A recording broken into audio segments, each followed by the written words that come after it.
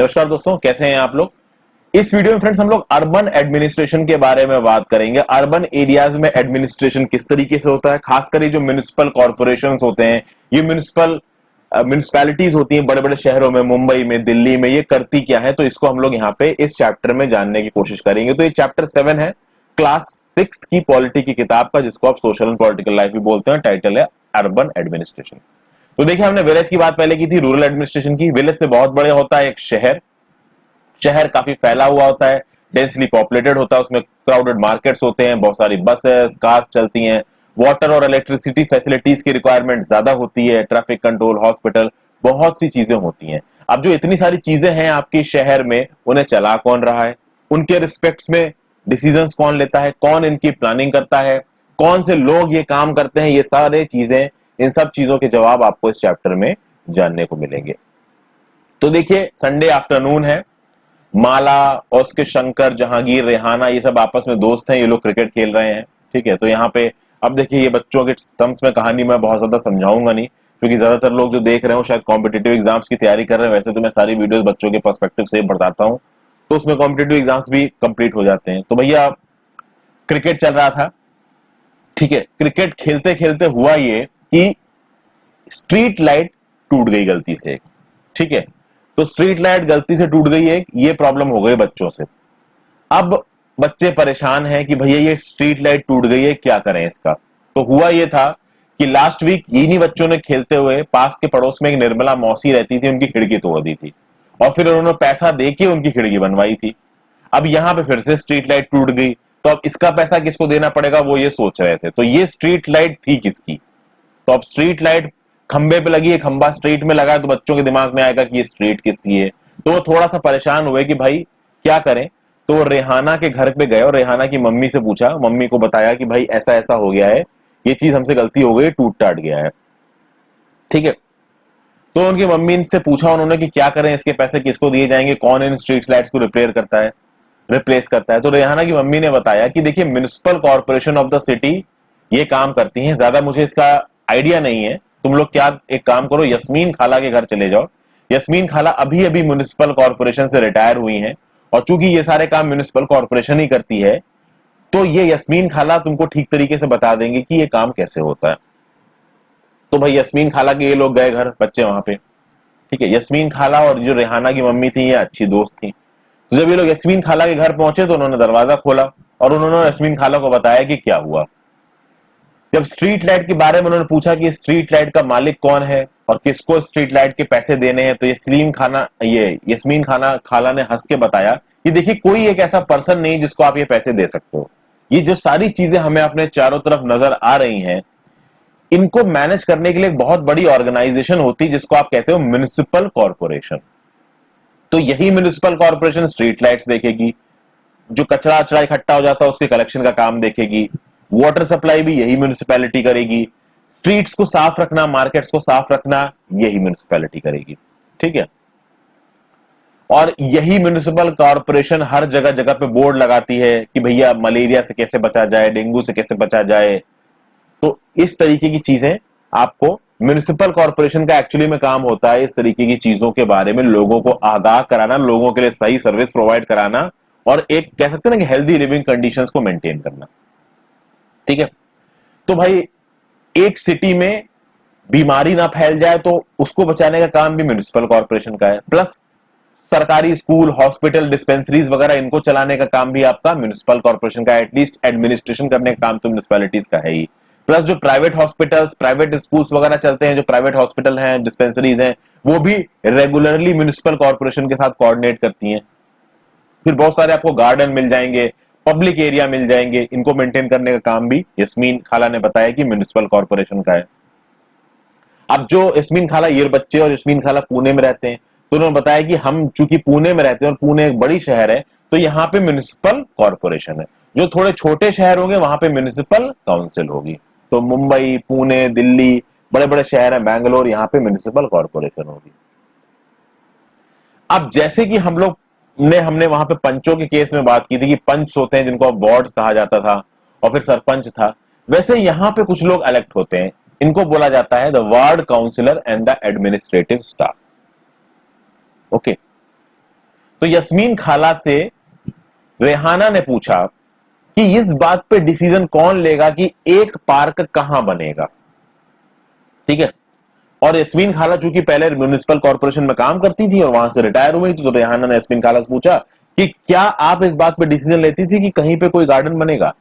तो यस्मीन खाला ने बताया कि नहीं, मैं अकाउंट ऑफिस में काम करती थी कॉर्पोरेशन की, और मैं लोगों की सैलरी वगैरह बनाती थी, तो ये सब डिसीजन लेना मेरा काम नहीं था, मेरा काम था बस सैलरीज बनाना। तो बात यह है कि जो म्युनिसिपल कॉर्पोरेशन होता है उसमें बहुत सारे काम होते हैं, बहुत सारे डिसीजंस लेने हुए होते हैं, ठीक है। तो इस तरीके के डिसीजंस कि एक पार्क कहां बनेगा, एक नया अस्पताल कहां बनेगा, ये कौन लेगा, ये लेगा वार्ड काउंसलर्स। तो ये वार्ड काउंसलर्स आपके म्युनिसिपल कॉर्पोरेशन या म्युनिसिपैलिटीज में होंगे। अब देखते हैं कि वार्ड काउंसलर्स होते क्या है। एक सिटी को अलग अलग वार्ड्स में डिवाइड किया जाता है और हर वार्ड से एक काउंसलर को इलेक्ट किया जाता है, और वो जब चुन के आएगा तो उसको बोला जाएगा वार्ड काउंसलर्स।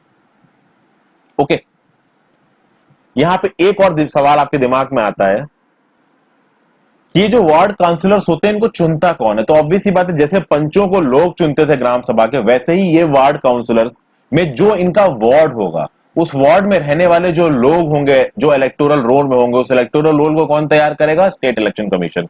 वो लोग वोट डालेंगे और उससे ये वार्ड काउंसलर्स इलेक्ट किए जाएंगे। और ये वार्ड काउंसलर्स बहुत इंपॉर्टेंट डिसीजंस लेते हैं और इनके डिसीजंस पूरे सिटी को अफेक्ट करते हैं, ठीक है। फिर the complicated decisions that affect the entire city are taken by group of councillors who form committees to decide and debate issues। तो अपने अपने वार्ड में काउंसलर्स ने थोड़ा बहुत डिसीजन लिए, प्लस अगर कोई एक ऐसा डिसीजन है जो कि पूरे शहर को अफेक्ट कर रहा है, तो सारे वार्ड काउंसलर्स मिलकर कमेटी बनाएंगे। उस कमेटी में अच्छी खासी डिबेट होगी, जरूरत पड़ी तो वोट भी डाला जाएगा और फिर डिसाइड किया जाएगा कि कहां पे क्या करना है। जैसे फॉर एग्जांपल, अगर एक बस स्टैंड को इंप्रूव करना है, क्राउडेड मार्केट प्लेस को साफ करवाना है, कूड़ा हटवाना है, नाली साफ करवानी है, खुदवानी है, तो इस तरीके की चीजों का डिसीजंस कौन लेगा, ये वार्ड काउंसलर्स मिलके लेंगे। और ये वार्ड काउंसलर्स अलग अलग चीजों के लिए अलग अलग कमिटियां बनाएंगे, और इन कमिटियों में एक कमिटी पानी के लिए हो सकती है, एक कमिटी गंदगी को साफ कराने के लिए हो सकती है, एक कमिटी आपकी स्ट्रीट लाइट्स लगाने के लिए हो सकती है, और वो कमिटी फिर अपना अपना काम करेगी, ठीक है। अगर किसी एक वार्ड के पर्सन को, या किसी एक वार्ड में कोई एक पर्सन मान लीजिए अफेक्टेड है कि उसके इलाके में कहीं गंदा कचरा पड़ा हुआ है और उससे पोल्यूशन हो रहा है, तो वो क्या कर सकता है कि उस वार्ड काउंसलर के पास जा सकता है जिसको उसने इलेक्ट किया, ठीक है। और फिर वो वार्ड काउंसलर उस चीज को ठीक कराना उस वार्ड काउंसलर की एक जिम्मेदारी बनती है, ओके। जैसे फॉर एग्जाम्पल कि अगर डेंजरस इलेक्ट्रिकल वायर्स फैल रहे हैं, मतलब हैंग कर रहे हैं आपके एरिया में, तो आप लोकल काउंसलर से मिलके अपनी प्रॉब्लम को सॉल्व कैसे कराओगे कि आप लोकल काउंसलर से मिलोगे। अब चूंकि वो काउंसलर यहां पे एक छोटे लेवल का पॉलिटिकल रिप्रेजेंटेटिव हो गया, तो फिर वो इलेक्ट्रिसिटी अथॉरिटी में बात करेगा और इलेक्ट्रिसिटी अथॉरिटी में बात करके अपनी प्रॉब्लम को सॉल्व करवाने की कोशिश करेगा। तो बहुत सारे इश्यूज पे डिसाइड करते हैं ये लोग काउंसलर्स, ठीक है। अब देखिए, चीजों को डिसाइड करना इन वार्ड काउंसलर्स का काम हो गया, इंप्लीमेंट करना किसका काम होगा, एग्जीक्यूटिव का। तो एग्जीक्यूटिव वहां पे कौन है, म्युनिसिपल कमिश्नर। तो ये जो म्युनिसिपल कमिश्नर होता है मोस्टली एक आईएएस, इंडियन एडमिनिस्ट्रेटिव सर्विसेज का एक ऑफिसर होता है ये, ठीक है। और इसके अंदर एक नीचे बहुत एलोबरेट एडमिनिस्ट्रेटिव स्टाफ होता है। तो ये एडमिनिस्ट्रेटिव स्टाफ जो स्टेट गवर्नमेंट के थ्रू अलग अलग एग्जाम्स होते हैं उनके थ्रू आया हुआ होता है, और ये मिलकर एज एन एग्जीक्यूटिव का काम करते हैं। जो वार्ड काउंसलर्स डिसीजन लेंगे उनको इंप्लीमेंट ये लोग करेंगे, ओके। तो इन कमिश्नर और एडमिनिस्ट्रेटिव स्टाफ को किया जाएगा अपॉइंट, और जो काउंसलर है वो इलेक्टेड है। तो काउंसलर्स लोगों के रिप्रेजेंटेटिव्स हैं, ठीक है ना। और ये जो भाई आपका कमिश्नर है, एडमिनिस्ट्रेटिव स्टाफ है, जो कि एग्जीक्यूटिव का पार्ट है, ये गवर्नमेंट सर्वेंट्स है। तो एक आईएएस हो, चाहे स्टेट गवर्नमेंट का आदमी हो, कोई भी हो, इंस्पेक्टर हो, दे आर पब्लिक सर्वेंट या गवर्नमेंट सर्वेंट, जो कह लीजिए। फिर बोला जाएगा कि how are these decisions made, ठीक है। मतलब ये जो चीजें करी जाती हैं, वैसे तो मैंने हल्का फुल्का इसका जवाब आपको दे दिया है। तो देखिए यहां पे यस्मीन खाला बता रही कि जब सारे वार्ड काउंसलर्स मिलते हैं, तो वार्ड काउंसलर्स मिलने के बाद मतलब एक बजट पे डिसीजन होता है। अब देखिए वार्ड काउंसलर्स अलग अलग जगहों पे कैसे काम करते हैं, ये बहुत सारी चीजों पर डिपेंड करता है। अब इन वार्ड काउंसलर्स के पास या इन म्युनिसिपैलिटी में कितना पैसा आया, इस बात पे डिपेंड करेगा कि ये वार्ड काउंसलर कितना काम करेंगे। इन वार्ड काउंसलर्स को या उस म्युनिसिपैलिटी को कितनी छूट दे रखी है, कितना नियम बनाने की ताकत दे रखी है स्टेट गवर्नमेंट ने, इस बात पे डिपेंड करेंगे। स्टेट गवर्नमेंट के मिनिस्टर्स का कितना उसमें इंटरफेरेंस है, इस बात पे बहुत चीजें डिपेंड होती हैं। तो देखिए, जब आप प्रैक्टिकल लेवल पे काम करने पे जाते हैं तो बहुत सारी चीजें इफेक्ट डालती हैं। लेकिन नॉर्मल कर केसेस में क्या होता है कि चूंकि ये वार्ड काउंसलर्स इलेक्टेड मेंबर्स हैं, ये चुन के आए गए हैं लोगों के द्वारा, तो पहले तो ये मिलके अपने अपने वार्ड्स में और ओवरऑल सिटी में देखेंगे कि भैया किस किस चीज को होने की जरूरत है, पर्टिकुलर डिमांड्स क्या है लोगों की और क्या सही रहेगा पूरी सिटी के लिए और अलग अलग वार्ड्स के लिए। फिर देखा जाएगा कि इनके पास पैसा कितना है, इनका बजट कितना है, पैसा कहां कहां से आता है उसको अभी हम थोड़ी देर में देखेंगे।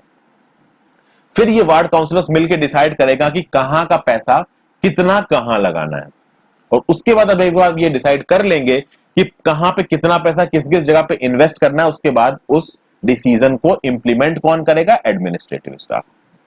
तो ये यस्मीन खाला बच्चों को समझा रही थी और आपको भी हल्का फुल्का समझ में आ रहा होगा कि कैसे यहाँ पे काम होते हैं। ठीक है, एंजॉइंग द क्वेश्चंस।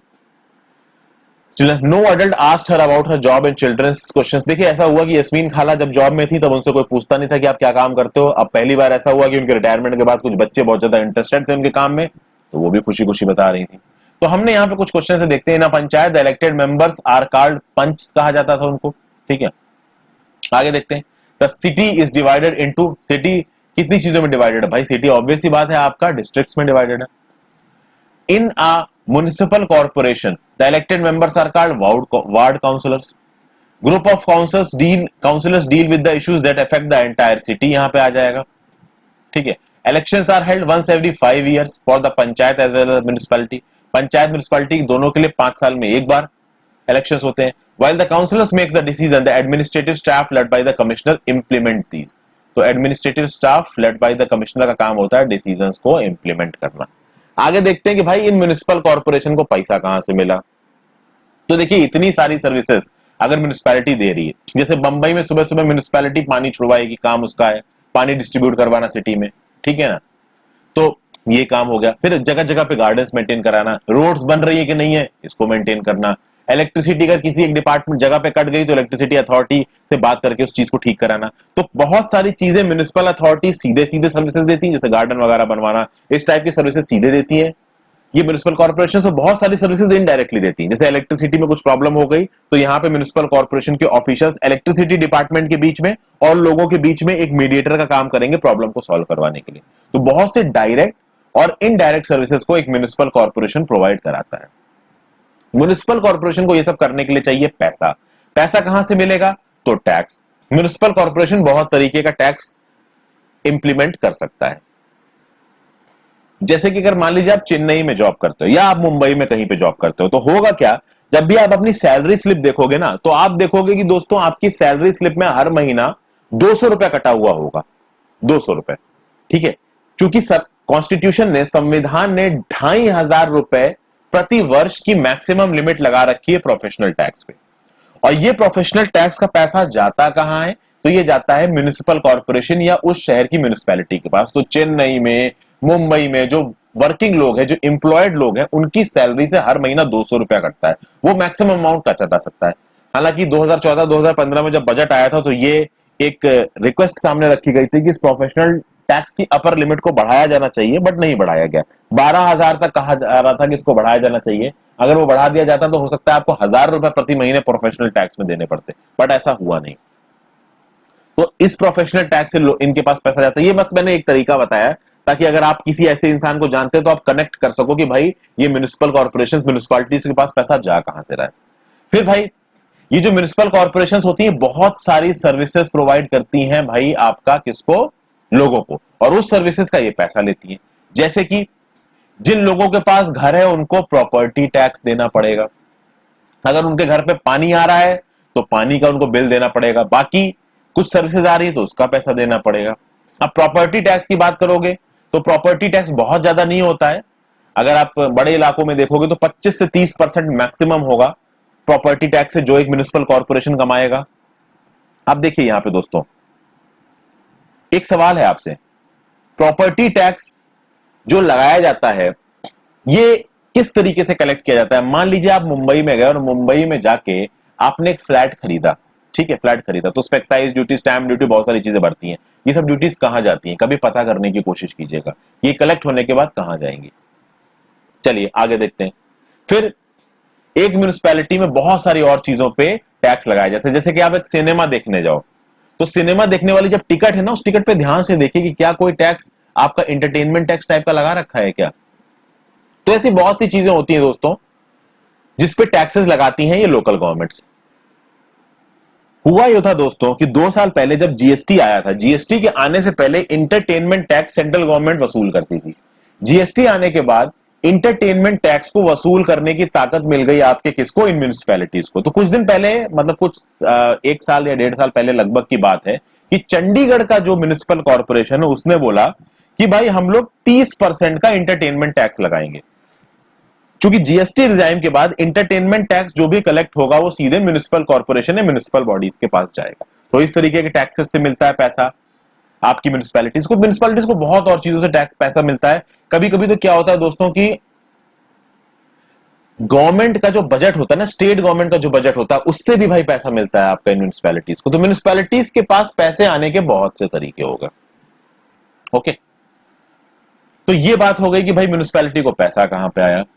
ओके, अब देखिए यहां पे आगे चीजें देखते हैं। Does the municipal corporation have a lot of workers, asked Shankar curiously. तो ऑब्वियसली बात है, यहां पे म्युनिसिपल कॉर्पोरेशन के काम की बात चल रही, तो एक बच्चे ने यस्मीन खाला से पूछा कि म्युनिसिपल कॉर्पोरेशन में क्या ज्यादा वर्कर्स काम करते हैं या कम वर्कर्स काम करते हैं। तो यस्मीन खाला ने बताया कि भाई देखिए म्युनिसिपैलिटी का काम बहुत बड़ा होता है, जितना बड़ा शहर होगा उतना ज्यादा काम होगा, उतने ही ज्यादा डिपार्टमेंट होंगे। तो एक बड़े म्युनिसिपल कॉर्पोरेशन में पानी का डिपार्टमेंट अलग होगा, कूड़ा कचरे का डिपार्टमेंट अलग होगा, गार्डन्स को देखने का डिपार्टमेंट अलग होगा, रोडों को देखने का डिपार्टमेंट अलग होगा, और साफ सफाई का डिपार्टमेंट अलग होगा। और ये जो यस्मीन खाला थी वो एक डिपार्टमेंट था सैनिटेशन डिपार्टमेंट। सैनिटेशन डिपार्टमेंट के अकाउंट में काम करती थी, लोगों की सैलरी बनाती थी। तो अब आप ये समझ सकते हैं दोस्तों कि कितने सारे डिपार्टमेंट्स हैं और इन डिपार्टमेंट से भी कितने अलग अलग काम है। ठीक है दोस्तों, फिर यहां पे यस्मीन खाला से एक बच्चे ने पूछा कि यस्मीन खाला where does the garbage that the municipal corporation collects go to. तो ये चीज पूछी यस्मीन खाला से कि भाई जो म्युनिसिपल कॉर्पोरेशन गार्बेज इकट्ठा करता है वो कहां जाता है। देखिए इसका जवाब मैं आपको पहले दे चुका हूं दोस्तों। अगर कोई म्युनिसिपल कॉर्पोरेशन अच्छे से काम करता है तो उसका गार्बेज इधर उधर नहीं पड़ा रहेगा, वो ठीक से हो जाएगा। गार्बेज को 2 तरीके से कलेक्ट किया जाता है, एक ब्लू बॉक्स में, एक ग्रीन बॉक्स में। उनके बारे में मैंने पहले बात की, मैं फिर से बात करूंगा। और उनको जगह जगह जगह पे जाके प्रॉपर तरीके से डिस्पोज किया जाता है। किसी को आप कह सकते हैं कि लैंडफिल्स में डिस्पोज किया जाता है, किसी को बिल्कुल पूरी तरीके से इंसिनरेट कर दिया जाता है। बहुत सारी तरीकों से आपका गार्बेज डिस्पोजल होता है। जब भी गार्बेज डिस्पोजल की बात आएगी वो बहुत जरूरी हो जाएगा फ्रेंड्स। नीचे के लिंक में मैं आपको गार्बेज डिस्पोजल से रिलेटेड कुछ वीडियोस दे दूंगा। अगर मैं देना भूल जाऊं तो आप मुझे कमेंट्स के थ्रू बता दीजिए, मैं तब अपडेट कर दूंगा। क्योंकि कमेंट्स में रेगुलरली पढ़ने लगता हूं, हो सकता है 2-3 दिन बाद जब मैं इस वीडियो को अपडेट करूं तो मैं भूल जाऊं कि भाई ये मुझे इनके लिंक्स देने थे आपको। ओके, तो अभी गार्बेज डिस्पोजल की बात आई, तो गार्बेज डिस्पोजल से रिलेटेड अपने राइट्स के लिए कैसे लड़ा जाता है इसको एक एग्जांपल से यहाँ पे यस्मीन खाला ने समझाया है। कम्युनिटी प्रोटेस्ट हुआ या कि एक बार एक जगह पे जो वुमेन थी वो काफी नाराज थी। क्यों नाराज थी? क्योंकि उनका जो इलाका था ना फ्रेंड्स, उनके इलाके में बहुत सारी गंदगी वगैरह पड़ी हुई थी। यहां पे देखिए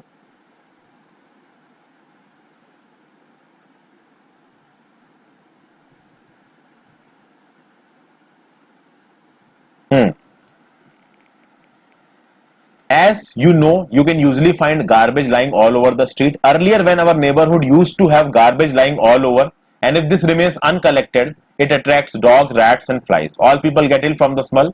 At one point, things became so bad that children even stopped playing cricket in the street because their parents were afraid that they would get sick from staying on the streets too long.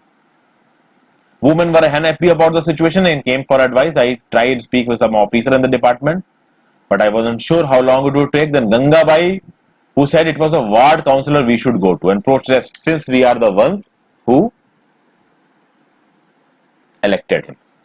हुआ क्या दोस्तों कि ये जिस इलाके में यस्मीन खाला वगैरह रहते थे वहां पे पहले गंदगी साफ नहीं होती थी, गंदगी पड़ी रहती थी। और गंदगी जब एक जगह पे खुले में पड़ी रहेगी तो वहां पे बहुत सारे इंसेक्ट्स, रैट्स, गंदगी, बैक्टीरिया, जर्म्स फैलेंगे। तो एक समय पे इतनी बुरी सिचुएशन हो गई कि भाई साफ सफाई हो ही नहीं रही थी, बच्चों ने बाहर खेलना बंद कर दिया, लोग बहुत परेशान हो गए। तो उस समय यस्मीन खाला जॉब में थी, सब लोग यस्मीन खाला के पास आए, बोला क्या करना चाहिए। तो यस्मीन खाला ने सोचा कि अपने डिपार्टमेंट में बात करती हूँ, पर डिपार्टमेंट में बात करने वाली बात में समय लग सकता है। तो गंगाबाई करके एक लेडी थी, उन्होंने कहा कि हमको चल के वार्ड काउंसलर से बात करनी चाहिए। क्यों? क्योंकि वार्ड काउंसलर को तो हमने ही वोट देके जिताया है, तो अब इस वार्ड काउंसलर की जिम्मेदारी रहती है, बनती है कि वो इस गार्बेज को साफ करवाए, इस कचड़े को साफ करवाए। तो भाई ये सब लोग जमा होके उस वार्ड काउंसलर के पास गए। वार्ड काउंसलर के घर के पास जाके नारेबाजी करने लगे, हमारा हक दो, हमारा हक दो। तो भैया वार्ड काउंसलर बाहर आया, उसने पूछा भाई क्या प्रॉब्लम है? तो गंगाबाई ने उसको प्रॉब्लम समझाई कि भाई ऐसा ऐसा है, कचरा पड़ा है, साफ नहीं हो रहा। तो वार्ड काउंसलर ने कहा कि एक काम करो, कल सुबह आओ एक झुंड बना के, और हम लोग म्युनिसिपल कमिश्नर के सामने चल के अपनी प्रॉब्लम्स को बताते हैं। क्योंकि municipal commissioner is the authority which is going to implement the things. Day to day काम को म्युनिसिपल कमिश्नर करता है। और उस गंगाबाई से उसने ये कहा कि तुम एक काम करो, एक कागज पे ये पटिशन जितने ज्यादा लोगों से साइन करवा सकते हो अपनी लोकेलिटी के, उतने ज्यादा लोगों से साइन करवा लो। और साथ ही साथ हम लोकल सैनिटेशन इंजीनियर को भी अपने साथ लेके चलेंगे, जो कि एक टेक्निकल टर्म्स में भी कमिश्नर को बातें बताएगा। तो भाई सब लोग तैयार हुए, सब कुछ सारे अरेंजमेंट्स किए गए, और अगले दिन भैया एक बड़ा सा ग्रुप पहुंच गया वार्ड काउंसलर के साथ, सैनिटेशन इंजीनियर के साथ, म्युनिसिपल कॉर्पोरेशन के ऑफिस के सामने। जब कमिश्नर ने देखा इतने बड़े ग्रुप को, वो बोला भैया क्या चल रहा है? तो सबको उसने बात बताई कि तो कमिश्नर थोड़ा आनाकानी करने लगा। जब कमिश्नर आनाकानी करने लगा तो गंगाबाई ने स्मार्टली रिप्लाई किया, but you seem to have enough trucks to collect garbage from the rich localities. होता क्या है देखिए दोस्तों, ये जो कमिश्नर वगैरह बैठते हैं ना, हायर आईएएस हैं ये, अब इनके पास रिसोर्सेज देखिए लिमिटेड होते हैं दोस्तों। इनकी भी गलती नहीं होती, इनके पास काम बहुत ज्यादा होता है, रिसोर्सेज कम होते हैं, और उन कम रिसोर्सेज से इनको ज्यादा काम करना होता है। As simple as that. फिर जो रिच लोकेलिटीज के लोग हैं वो अच्छी तरीके से कनेक्टेड होते हैं, पॉलिटिकली कनेक्टेड होते हैं, तो उनके यहाँ का काम इनको पहले करना पड़ता है। तो म्युनिसिपल कॉर्पोरेशन ने पहले तो बहानेबाजी करी कमिश्नर ने। जब बहानेबाजी नहीं चली तो भाई बाद में उसको वहां से कचरा साफ करवाना पड़ा। ठीक है, उसके लिए एक दो बार इनको और धरना प्रदर्शन करना पड़ा। गंगाबाई और कुछ लेडीज को लेके गई म्युनिसिपल कॉर्पोरेशन के ऑफिस में, और एंड में म्युनिसिपल कॉर्पोरेशन को साफ सफाई करने लगी, और बाद में वहां पे साफ सफाई थोड़ा रेगुलर तरीके से होने लगी। तो ये एक हमने केस देखा जहां पे लोग अपने हक के लिए लड़के चीजों को सॉल्व कर रहे हैं, और बच्चों को भी इससे मिल रहा है कि भाई हाँ, हक के लिए लड़के चीजें मिल सकती हैं। तो एक आपको देखिए यहां पे ये जो हमने जितना भी ये कहानी आनी पढ़ी है, इस कहानी से अगर आप एक बच्चे के पर्सपेक्टिव से देख रहे हो तो बात अलग है, लेकिन हमारे पर्सपेक्टिव से म्युनिसिपल कमिश्नर क्या काम करता है? ठीक है, एडमिनिस्ट्रेटिव स्टाफ उसको नीचे से असिस्ट करता है, वार्ड काउंसलर्स इलेक्टेड मेंबर्स होते हैं। अच्छा, जब गार्बेज डिस्पोजल की बात आई तो यस्मीन खाला ने कुछ और इंफॉर्मेशन दी बच्चों को। यस्मीन खाला ने बताया कि उनके रिटायरमेंट के बाद से रिसेंट समय में, यहाँ पे देखिए बच्चों और यस्मीन खाला की रिस्पेक्ट में बातें समझाई जा रही हैं, आपको बस मेन जो चीज है उससे मतलब रखिए कि रिसेंटली जो कमिश्नर्स हैं सेवरल म्युनिसिपैलिटीज के लिए, वो पैसा बचाने के लिए प्राइवेट कॉन्ट्रैक्टर्स को काम दे रहे हैं ताकि वो गार्बेज को प्रोसेस कर सके। अब प्राइवेट कॉन्ट्रैक्टर्स को काम देके क्या होगा? देखिए, सब कॉन्ट्रैक्टिंग का काम पूरी दुनिया में चलता है। ये जितने भी कॉल सेंटर चल रहे हैं ना इंडिया में, ये सब कुछ सब कॉन्ट्रैक्टिंग के थ्रू चल रहे हैं। कैसे मतलब? जैसे कि जो बड़ी बड़ी कंपनियां हैं आपकी, कैसे जो टेलीकॉम कंपनियां हैं बाहर की, फॉरेन की, वो अपना काम साउथ एशिया की कंट्रीज में सब कॉन्ट्रैक्ट कर देती हैं। तो इंडिया भेज देती हैं, फिलीपींस भेज देती हैं, श्रीलंका भेज देती हैं, सस्ते में हो जाता है। तो उसी तरीके से कमिश्नर्स इन गार्बेज को साफ कराने का काम ना सब कॉन्ट्रैक्ट कर देते हैं प्राइवेट कंपनियों में। ये प्राइवेट कंपनियां इस काम को बहुत एफिशिएंट तरीके से कराती हैं, बट प्रॉब्लम ये होती है कि जो प्राइवेट कंपनियों में लोग काम करते हैं ना, वो कॉन्ट्रैक्ट वर्कर्स होते हैं, और जो गार्बेज को कलेक्ट करने वाला काम है थोड़ा डेंजरस काम है फ्रेंड्स। तो यहाँ पे जो लोग ये काम करते हैं ना, उनको बीमारियां लग सकती हैं, डिजीजेस लग सकते हैं। अब जब गवर्नमेंट वर्कर्स ये काम करते थे तो उनकी सैलरी थोड़ी ठीक होती थी, उनको बहुत सारे तरीके के इंश्योरेंस मिलते थे कि अगर कुछ हो गया तो उनके घर वालों को कुछ पैसा दिया जाएगा। ये जो गारंटी है, ये जो सिक्योरिटी है, वो इन कॉन्ट्रैक्ट वर्कर्स को नहीं मिलती है दोस्तों। ठीक है ना? तो ये कॉन्ट्रैक्ट वर्कर्स बहुत कम सेफ्टी मेजर्स के साथ काम करते हैं जो प्राइवेट वाले हैं। तो इस चीज में कुछ करना चाहिए, बट अभी के लिए इस चीज में कुछ भी नहीं हो रहा है। सब कॉन्ट्रैक्टिंग का जमाना चल रहा है, और हर जगह पे देखिए सब कॉन्ट्रैक्टिंग हो रही है दोस्तों। फिर यहां पे एक और केस स्टडी दे रखी है सूरत की। देखिए, सूरत में 1994 में एक प्लेग आया था। One of the dirtiest city हुआ करती थी सूरत। तो वहां के जो घर होते थे, होटल थे, रेस्टोरेंट थे, वो सारा अपना कचरा जमीन पे फेंक देते थे, स्ट्रीट्स में फेंक देते थे, नालियों में फेंक देते थे। नालियां जम जाती थी। जो म्युनिसिपल कॉर्पोरेशन थी वो एक्टिव थी नहीं, गार्बेज साफ करती नहीं थी। सिचुएशन इतनी बुरी हो गई कि प्लेग हवा में फैल गया। हवा में फैल के जाने कितने लोग मर गए, 3 लाख लोग तो शहर छोड़ के भाग गए। बाद में म्युनिसिपल कॉर्पोरेशन पे प्रेशर पड़ा, कुछ पोस्टिंग वोस्टिंग बदली और सिटी को पूरी तरीके से साफ कराया गया। आज की डेट में Surat one of the cleanest city है। तो इस केस स्टडी से हमको यह पता चलता है कि भैया देखिए, जो आपका साफ सफाई है, अगर कहीं पे कितनी भी सिचुएशन गंदी हो वो चीज साफ हो सकती है। जैसे गंगा के बारे में हम लोग बात करते हैं कि गंगा बहुत गंदी है, उसे साफ नहीं किया जा सकता। यमुना बहुत गंदी है, उसे साफ नहीं किया जा सकता। आपको पता है फ्रेंड्स, इंडस्ट्रियल रेवोल्यूशन जब आया था ना इंग्लैंड में, उसके बाद जो थेम्स नदी है ना लंदन की, बहुत गंदी हो गई थी। सब सोचते थे कि भाई ये थेम्स नदी नहीं साफ हो सकती, लेकिन उसके बाद भी थेम्स को बहुत क्लीन कराया गया। आज की डेट में थेम्स बहुत क्लीन नदी के सामने हमारे सामने, जबकि एक समय पे उसमें बहुत ज्यादा पॉल्यूशन था। तो अगर किसी चीज को करने की चाह हो तो वो हो सकती है। अब यहाँ गार्बन कलेक्शन में मैं आपको कैसे गार्बेज कलेक्ट किया जाता है वो मैं आपको बताता हूं। देखिए, जब भी आपके पास कभी किसी बड़े शहर में गार्बेज कलेक्शन वाला आएगा ना, तो उसके जो गार्बेज के 2 कलर होंगे, या तो ग्रीन होगा या ब्लू होगा। आपको उसमें कचरा किस हिसाब से डालना है वो आपके सामने है। अगर तो आपके सामने ग्रीन बॉक्स आया तो उसमें आप फूड आइटम्स डाल सकते हो, जैसे आपके केले के छिलके, आपने प्याज छीला उसके बाहर का छिलका, वो आपने आलू छीला उसके बाहर का छिलका, फिर जो किचन के वेस्ट होते हैं, पील्स, कटिंग्स, चाय, coffee, cotton, match sticks, hair, इस तरीके की चीजें आप ग्रीन बिन में डाल सकते हो। और ब्लू बिन में क्या डालोगे? तो plastic food jars, bottles, plastic की चीजें, कार्टन, एरोसॉल के cans, aluminium, household paper, इस तरीके की चीजों को आप डालोगे ब्लू बिन में। ग्रीन बिन में, ब्लू बिन में। ये 2 अलग अलग तरीके से आपका गार्बेज डिस्पोजल होता है। गार्बेज डिस्पोजल के टाइप्स क्या हैं, कितने तरीके से गार्बेज को डिस्पोज किया जाता है, उस पर मैंने इतनी वीडियोस बना सकती हैं डिटेल में। अगर आप देख लोगे आपको पूरा गार्बेज डिस्पोजल का सिस्टम समझ में आ जाएगा, ना केवल इंडिया का, पूरी दुनिया में जो सबसे डेवलप कंट्रीज हैं वहां का भी दोस्तों। तो यहाँ पे मैं वीडियो को थोड़ा खत्म कर रहा हूं। देखिए यहाँ पे आप इसको फोटो में देख सकते हैं, एक पर्सन ब्लू रंग के डब्बे को लेके चल रहा है, एक पर्सन ग्रीन रंग के डब्बे को ले रख के चल रहा है, और आपको इन ग्रीन और ब्लू डब्बों में क्या जानना है ये अब आप जानते हैं। तो अगर वीडियो आपको पसंद आई हो फ्रेंड्स, बहुत जल्दी मैंने आपको समझाने की कोशिश की है, ठीक है। आई होप आपको समझ में आ रहा हो। अगर क्लासरूम पर्पज से कोई इन वीडियोस को देख रहा हो, कोई 6th क्लास से पढ़ने वाला बच्चा देख रहा हो, तो प्लीज मुझे कमेंट बॉक्स में जरूर बताएं। So thank you for watching this video friends. Video को लाइक जरूर दीजिएगा और चैनल को सब्सक्राइब कर लीजिएगा। Have a great day.